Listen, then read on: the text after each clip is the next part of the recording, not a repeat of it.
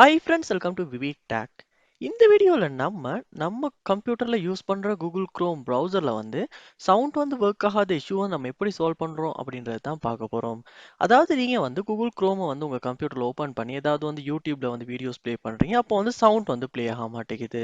இல்லாட்டி வேற ஏதாவது வெப்சைட்ஸ்ல இருந்து நீங்க சவுண்ட் ப்ளே பண்றீங்க, இல்லாட்டி ஏதாவது வீடியோ ப்ளே பண்றீங்க, சவுண்ட் கேட்க மாட்டேங்குது.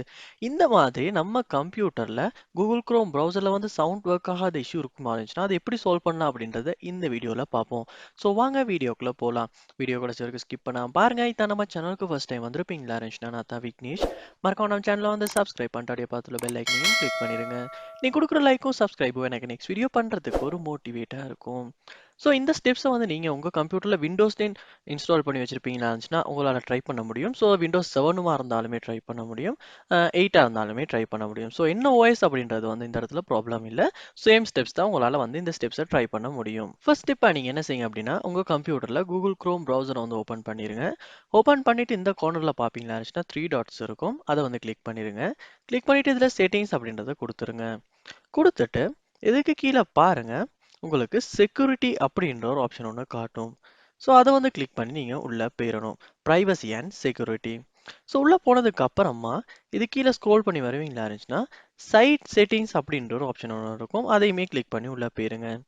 போனதுக்கு அப்புறமா கீழே ஸ்க்ரோல் பண்ணி வருவீங்களா இருந்துச்சுன்னா உங்களுக்கு இந்த இடத்துல சவுண்ட் அப்படின்ற ஆப்ஷன் ஒன்று காட்டும்.